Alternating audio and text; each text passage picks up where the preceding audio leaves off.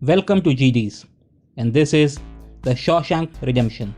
This is the story of Andrew Defame, a vice president of a bank who is on trial for killing his wife and her lover, though he maintains his innocence. But all the circumstantial evidence are against him, and thus he is found guilty and he is sent to the Shawshank prison to serve a double life sentence in 1947. Inside the prison, we meet Red, a go-to for getting any contrabands in the prison within reason. Andy asks Red if he can get him a rock hammer.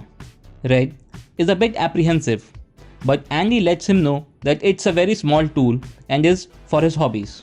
Red agrees and is able to smuggle in the same. Meanwhile, another group of inmates were constantly after him. At times, he had an upper hand, but most of the times, they had an upper hand. One day, while working in the prison, Andy overhears head guard Hartley having some issues with his taxes, and he advises him on how to get out of the jam. He also lets him know that he can do all his paperwork, and in exchange, he only wanted beer for his friends. And as they drink the beer, we see Andy smiling for the first time. This also got him in the good books of the guards. And the next time, when he was jumped by other inmates, was the last time, as the guards took care of them. By this time, 2 years have passed, and Red gets Andy the poster of Rita Hayworth, as he requested, and is there for him as a welcome back gift from the infirmary. Warden, getting to know Andy being good with numbers, assigns him to the library, and Andy starts to help out other guards. And slowly and gradually, he is filing taxes for every guard, including the warden. Andy wants to improve the library, and to get the budget, the warden allows him to write letters to the government, and it took him 6 years writing letters weekly to get his voice heard. And a budget is approved, and Andy makes the most of it. Meanwhile, the warden has rolled out a program where he uses inmates to carry out construction outside the prison, and with the cheap labor, he is able to reduce the cost and is skimming a lot. And Andy is helping him to wash the cash. And he has also created a fake profile with birth certificates and DL, and he is able to do so just through mails. As time passes, the poster on Andy's wall also changes, as well as new inmates come and go. And Andy is helping out a new inmate, Tommy, to get his degree. As Tommy learns why Andy is imprisoned, he lets him know that an inmate in his previous prison has confessed to this crime and was bragging that how a banker got jammed instead of him. When Andy approaches the warden with this information, instead of helping, he dismisses him and sends him to solitary confinement for 1 month.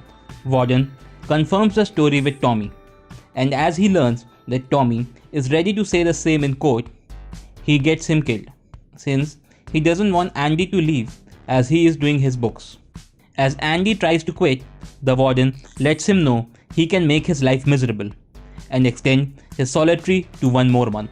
Being broken, Andy resumes his work for the warden. Andy tells Red that if he ever gets out, he will spend his life in Mexico besides the Blue Ocean. He also tells him where he proposed his wife and requests him that if he ever gets out, he should visit that place, as there is something buried for him under a rock. Hearing all this, Red is worried about Andy, and getting to know that one of their friends has also provided Andy with a rope, his fear worsens. And the next morning, there was no one in Andy's cell, and everyone is surprised as he was there in the night check-in, and it's like a Houdini, he vanished. And this is when the warden finally sees a tunnel dug behind the poster. Red smiles, thinking at the joke he made that it will take him 600 years to dig a tunnel with the rock hammer, but Andy made it possible in 20. He also remembers the walk Andy used to take in the courtyard, and as he thinks back, he knows it was to dispose of the debris. Andy also took the books he cooked for the warden and withdrew $370,000 before sending them to the press.